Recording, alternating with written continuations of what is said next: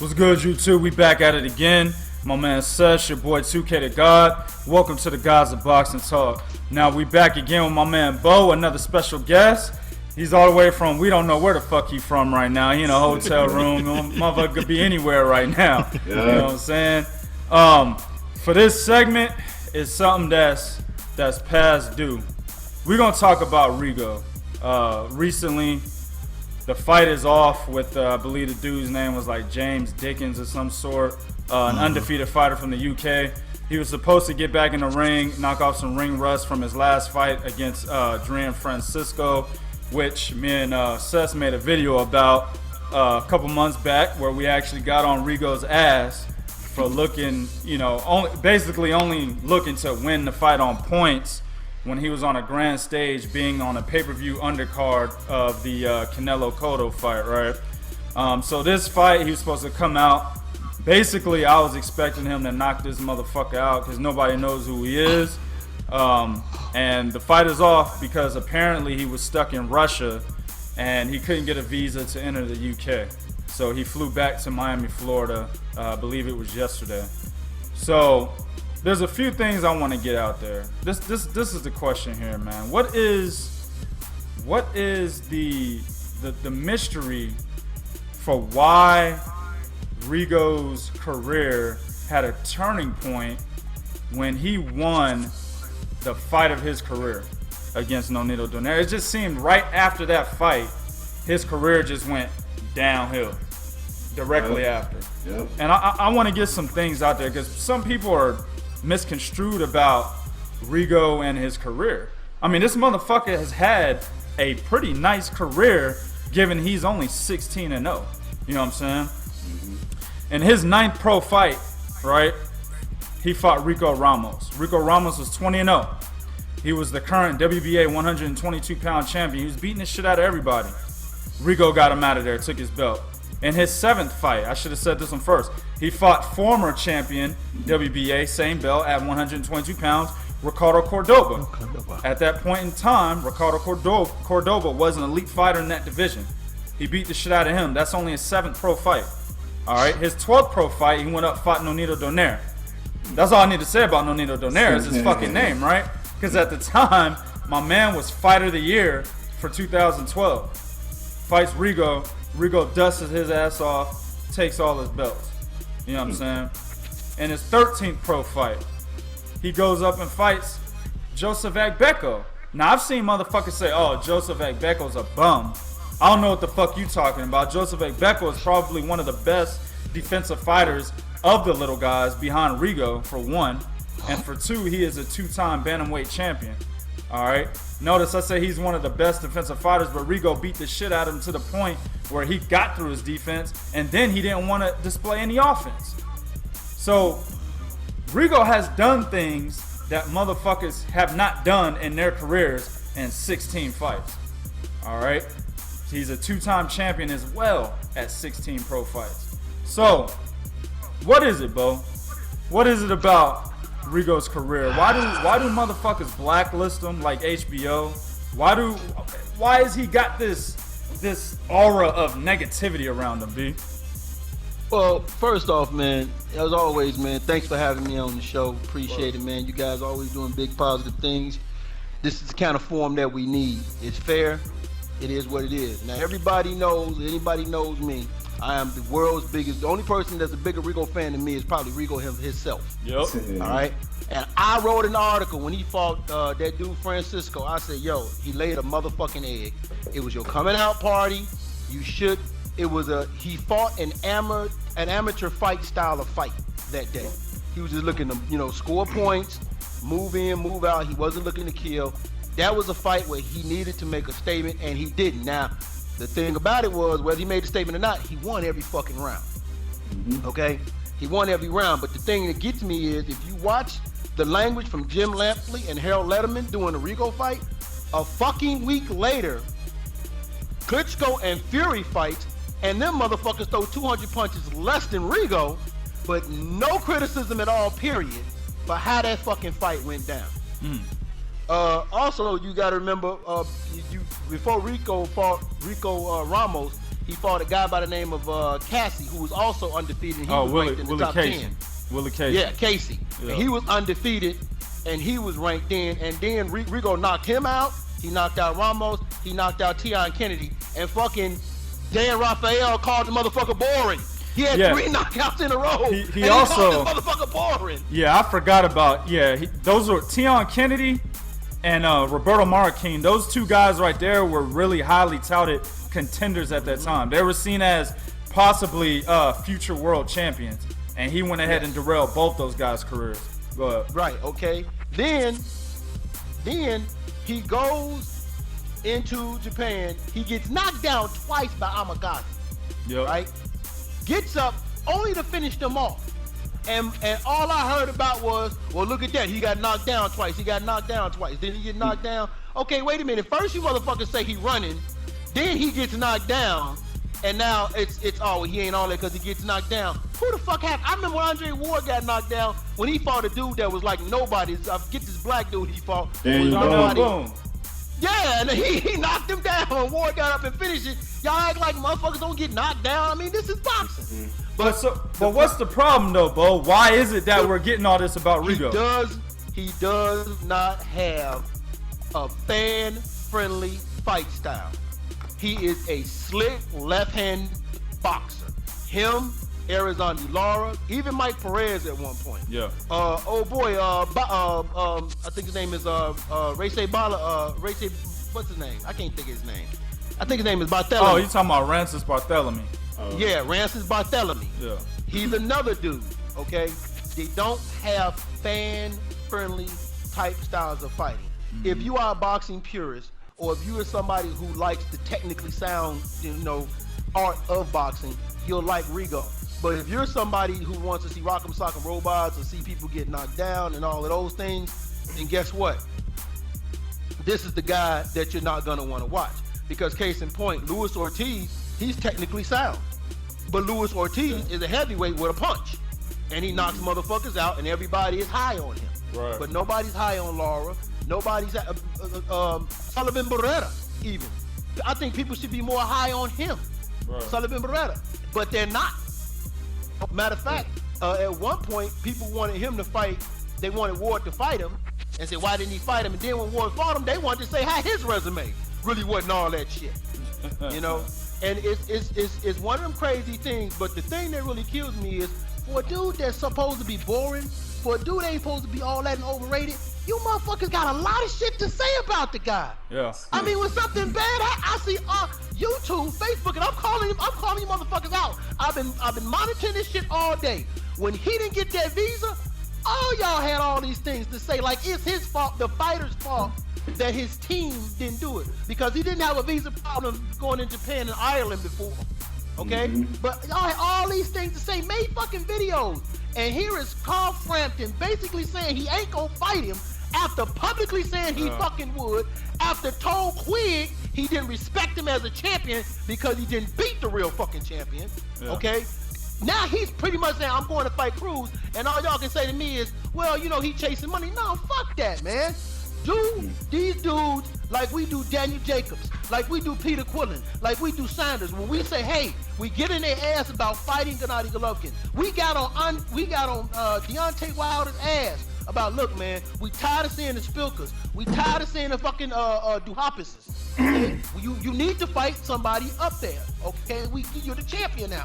And if we did this for dudes that are ducking Rigo, like we give these excuses for guys like 3G, and people say, oh, well, and I hear this all the time. 3G said I'll fight anybody from 154 to 168. And when guys was calling him, everybody was saying, but he ain't got to go up to he ain't got to go to 168. We need to make these motherfuckers at 160 fight him. Why don't we have that same language when it comes to Rigo? Rigo was chasing Santa Cruz for I don't know how fucking long. Abner Mares skipped Rigo's division, went right to 120-6.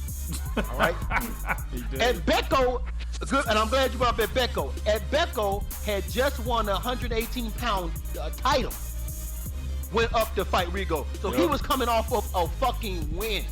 Okay, he coming off of a fucking win. This wasn't a dude that he came off of a win.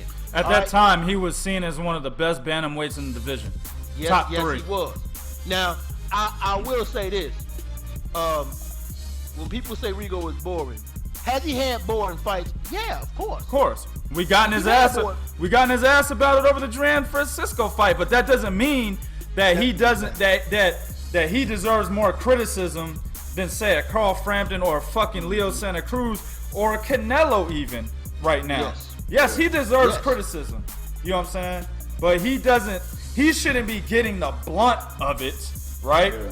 Over all these other motherfuckers that are committing extreme fuckery. You know what I'm saying? Exactly. Yeah. But when people tell me, oh, well, he ducked Lomo, and I say this to people all the time, Rigo has never rehydrated past 125 fucking pounds. He's never even rehydrated to the next fucking weight division. So how is he ducking a motherfucker that's not even in his weight division? See, that's what kills me. You want him to fight fights where he won't have the advantage, where all the advantage be against him. Oh, and then, that's a good fight. No, Leo Santa Cruz has the height and reach on Rigo. Why? How come we ain't telling him to make that fight? Rigo recently said, okay, fuck it, I'll go to 126 and fight Santa Cruz. Yeah. And I had motherfuckers say, oh, he'll go for Santa Cruz, but not Lomo. Yeah. But I'm like, okay, but regardless of that, how come ain't nobody telling Santa Cruz, yo, when you gonna cash that fucking check? Yeah. When you gonna cash that fucking check and take this dude? Well, let me go to Sess with this, man. Sess, why is it that I should say Rigo gets so much fucking criticism, right? But he's got a guy in his fucking weight class, right, that said, and his promoter said at the same time, that at the winner of this fight between him and Scott Quigg will face Rigo. But when he wins the fight, he's willing to fight somebody who's not even in his weight class just to skip fighting Rigo. Why is he getting more criticism than that guy? Man, I mean, we already know what it boils down to. My man Bo touched on it, and I gotta agree with him 100%. For one, I think a major issue is skill set. He is too skilled for any of the competition that awaits him. You know, anybody that Rigo steps in front of, he's more than likely gonna beat him. You know what I mean? He's one of those guys that I think in terms of money and how much money he brings to the table, and I hate the fact that in as a boxing fan, but I have to kind of look at it from a manager's or promoter's perspective, and or even a network perspective. I don't think they're gonna put up top dollar to see a Guillermo Rigondeaux beat the shit out of a guy that they can make money off of for the next 3, 4, 5 years. If they put him in the ring with anybody not named Guillermo Rigondeaux. Right. You know what I mean? So I can take Carl Frampton and I can rematch him with Scott Quigg. I can have him fight all of these other guys. He's willing to go up and fight, or he's willing to fight Santa Cruz. He's willing to fight all these other people aside from Rigondeaux. But if I put a Scott Quigg, Leo Santa Cruz, or a Carl Frampton in the ring with Guillermo Rigondeaux, we seen what happened to Nonito Donaire. He doesn't beat fighters, he ruins fighters.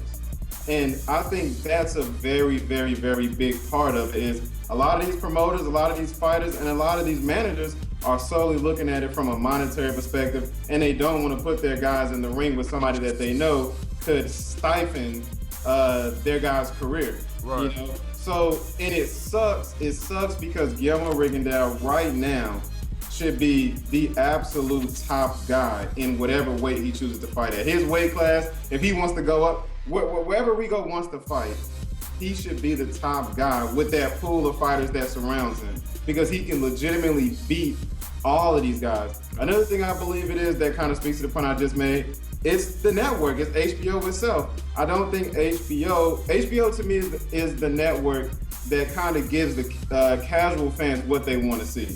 You know what I mean?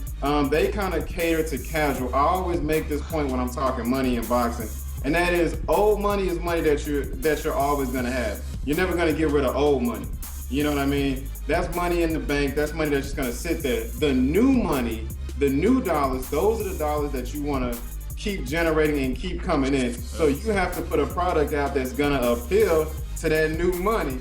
And new money, in terms of experience and in terms of fans, we're not new money. We're old money. You know what I mean? We know what we're looking at. We know what we're watching. We're those dollars in the bank. We're not going to go anywhere because we're the fans that's going to pay for it regardless. Yeah. You know what I mean? So HBO caters to that new money. They want those casual fans. And unfortunately, Guillermo Rigondeaux may produce an exciting fight, but you're not going to build 3 or 4 fights after that one exciting fight. The Nonito Donaire fight was great. It was great, but and man, I'm not speaking against Rigo. I'm just giving my reasons. We have to look at his performances after Donaire.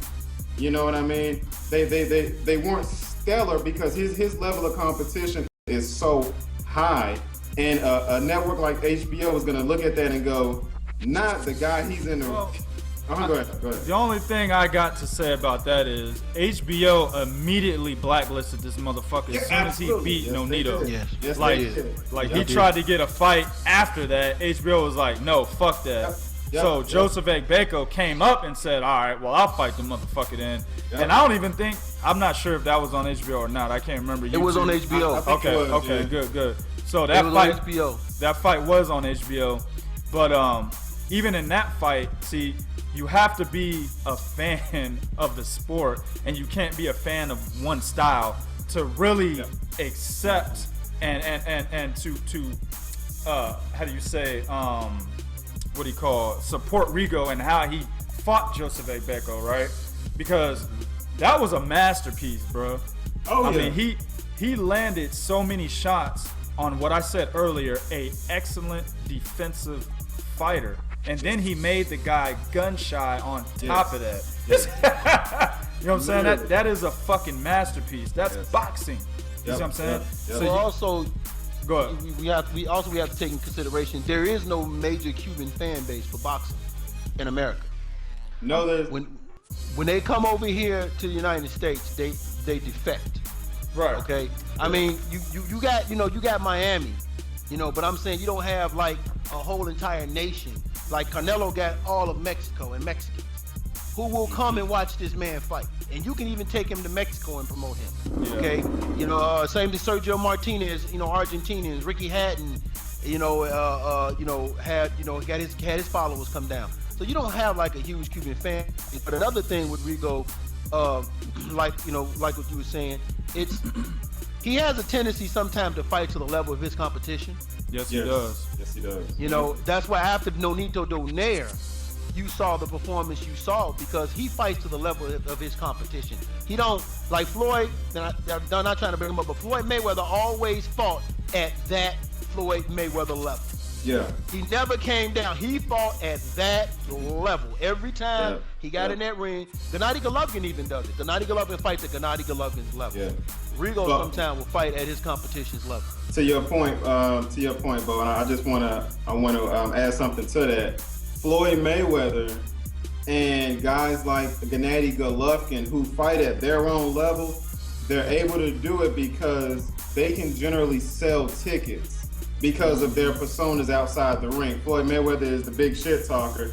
He's the showstopper. Gennady Golovkin has this mystic charm about himself that kind of brings you into what he's doing. Guillermo Rigondeaux and a lot of the Cuban fighters have to, I believe, they have to.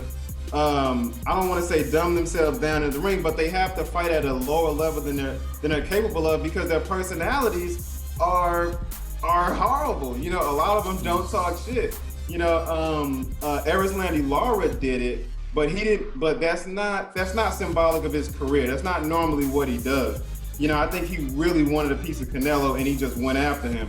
But Guillermo Rigondeaux was a guy that will talk trash, but he does it from a certain perspective. Yeah. He's not somebody that's just gonna get on Twitter and just get on the mic and just bash a dude like Floyd would. So I can guarantee you this. Everything stacked up against Guillermo Rigondeaux. If he were a prime time shit talker, I do believe Guillermo would have a much bigger following because fans would want to see him lose. At this point, they don't want to see him fight. You know what I mean? And that's the problem. I agree. Anything else, fellas? That's it on that one. Man, you know, Hell yeah. you know, I'm really heated because, you know, it's like, Keep it short, nigga. you know what? Bottom line is, if you are a fan of the sport, you have to like the boxer puncher and the slick boxer. Right. Keep it short, niggas. Is that short enough for you, motherfucker? That's short enough. I was actually waiting on some more shit. That's what's up. All right, fam. We're going to go ahead and wrap it up right here. YouTube, let us know what you think. Do you think Rigo deserves all the fucking hate, criticism, the bluntness that he's getting out, you know, from people in the social media, the mainstream media? Or do people need to chill and really look at the whole boxing landscape and look at a lot of the fuckery that actually goes on, and let's make some comparisons? You see what I'm saying? Let's look at what really is going on in Rigo's career. Does he really deserve the criticism he's getting? Because let's face it, he's had a lot of shit go against him, and a lot of it is not his fucking fault. Alright? Let us know what you think. Do what you do in the comment section. Would be real. This is real talk for real fans. 1.